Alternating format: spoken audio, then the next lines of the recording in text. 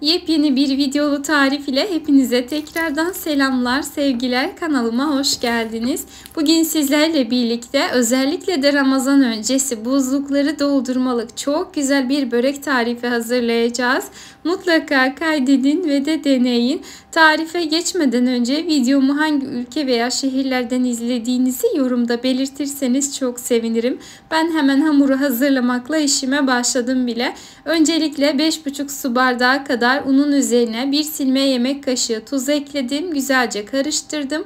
Orta kısmına çukur açarak üzerine 1 çay bardağı kadar yoğurt, yarım çay bardağı sıvı yağ, 1 adet yumurta, yarım paket kabartma tozu ekledim. Şöyle güzelce çırptıktan sonra azar azar kontrollü bir şekilde su ilavesi yaparak önce kaşıkla karıştırılmayacak kıvama gelene kadar karıştırdım. Ardından kaşığı çıkartıp elimle yoğurmaya devam ediyorum.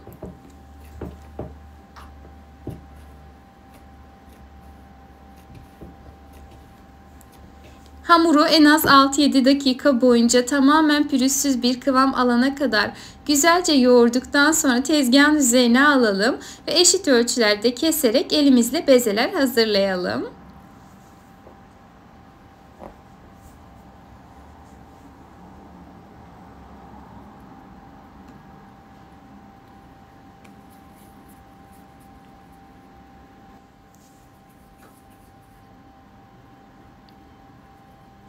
Ortalama bir yumurta boyutunda 10 ila 12 adet arası beze hazırlayalım. Hazırladığımız bezeleri önceden unladığımız tepsinin üzerine yerleştirelim ki tepsiye yapışmasınlar.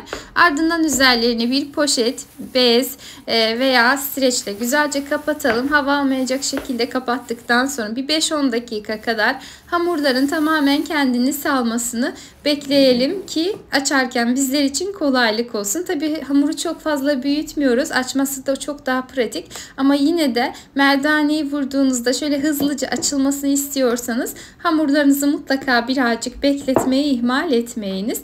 Azar azar un serpiştirerek hamurları ortalama bir tatlı tabağı boyutunda açalım. Tamamını aynı şekilde açmaya devam ediyorum şu anda.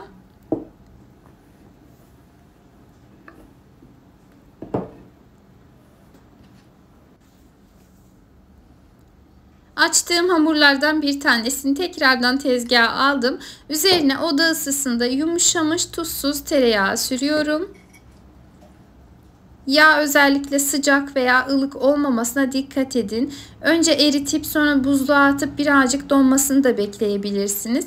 Bu aşamada buzlukta saklamayacağımız için hamurun içerisindeki yağ mutlaka sert olmalı. Buna dikkat ederseniz hamurunuz çok daha güzel olur. Toplamda 12 adet bez elde etmiştik diyelim. 6 tanesini bir toplu grup haline getiriyoruz. Diğer 6 tanesini de bir. Her kata mutlaka yağ sürmeyi de ihmal etmeyelim. Bu arada tuzlu tereyağım var, onu kullanabilir miyim diyenler çok oluyor. Tabii ki de tatlı tarifi olmadığı sürece tuzlu tariflerde tuzlu tereyağını kullanabilirsiniz. Lakin şöyle bir şey var. Hamurunuz da tuzlu olursa fazla tuz olabilir. Tuzdan yemeyebilir. O yüzden eğer fazla tuzlu bir tereyağı kullanacaksanız mutlaka hamurdaki tuz miktarını azaltmaya dikkat ediniz. Bir tanesini hazırladım. Diğer hamuru da aynı şekilde hızlıca hazırlıyorum. Yağ sürdüğüm aşamayı göstermedim.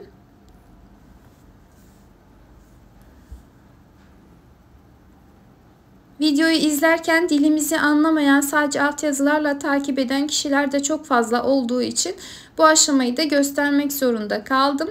Yoksa her iki hamuru aynı şekilde hazırladım. Elimle kenarlarını birazcık eşitledim. Daha sonra üzerinden bastırdım. Hafifçe büyüttüm. Tekrardan tezgaha alıyorum hamurlardan bir tanesini. Hızlıca merdane ile daha da büyütüyorum.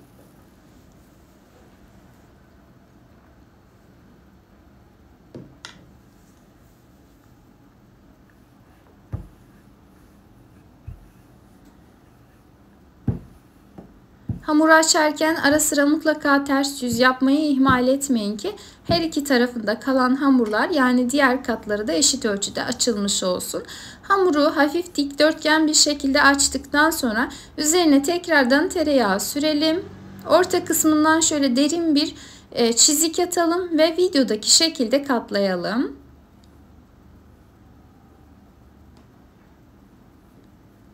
Yine sadece bunu göstereceğim ancak diğer hamuruma da aynı işlemi uyguladım. Video gereksiz uzun olmasın diye göstermedim. Sadece çok önemli hap bilgileri paylaşmaya çalıştım.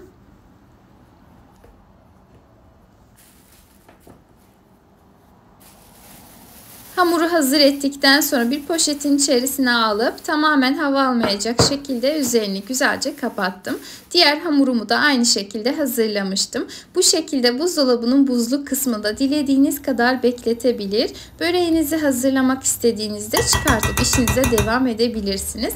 Ben bu sefer bir gece öncesinden hazırlayıp ertesi gün işime devam ettim. Dilerseniz sadece yarım saat boyunca dinlendirip tekrardan işinize devam edebilirsiniz.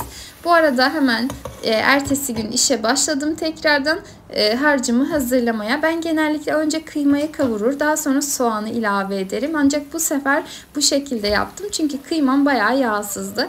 Önce birazcık tereyağı ve sıvı yağda soğanı güzelce kavurdum. Kapağını kapattım. İyice pişmesini bekledim. Daha sonra kıymayı üzerine ilave ettim. Tamamen suyunu salıp geri çekene kadar kavurmaya devam ediyorum. Son olarak üzerine sevdiğim baharatları ekledim. Pul biber, karabiber, çok az miktarda kekik ve tuz ilavesi yaptım. Sevdiğiniz, yakıştırdığınız farklı baharatlar varsa onları da kullanabilirsiniz. Şöyle güzel bir kez daha karıştırdıktan sonra ocağı kapattım ve soğuması için bir kenara aldım. Diğer taraftan artık buzdolabından aldığım hamuru açmaya başlıyorum. Öncelikle hamurumuzun üst kısmı birazcık nemli olabileceğinden mutlaka her tarafını güzelce unlayalım. Ardından bir merdane yardımıyla hafif hafif baskılar uygulayarak yavaş yavaş açmaya başlayalım.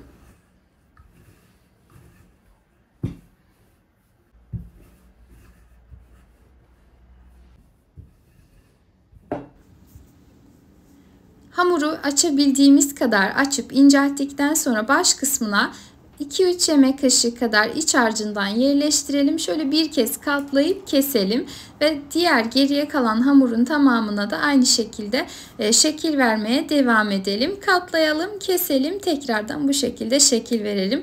Bu şekli birkaç sene öncesinden yapmıştım. Çok sevdiğim bir şekil. Hem bir pratik oluyor açıkçası. Bu şekilde hazırladıktan sonra böreklerinizi tek tek streçe sarıp buzlukta bekletebilir. Yani tamamen dondurabilir. Ardından dilediğiniz zaman çıkartıp da pişirebilirsiniz. Gerçekten şu an yaptığınız kadar çok güzel olacak, emin olabilirsiniz. Çünkü defalarca denedim. Her misafirim geldiğinde çok beğendiler. Ben üzerlerine yumurta sarısı ve süt karışımını sürdüm. Çok fazla çıtır olmasını istemediğim bir börek açıkçası. Bunun hamuru diğer boşnak börekleri gibi değil. Daha ağızda eriyen kıvamda bir hamur olduğu için üzerine yumurta ve süt karışımı sürdüm. Ama daha da çıtır olmasını isterseniz sadece tereyağı ve sıvı yağ karışımı da sürebilirsiniz. 180 derece fırında böyle üzerleri tamamen çatlayıp katları belirgin olup nar gibi kızarana kadar pişirdim. Ardından sıcak sıcak servise artık hazırlar.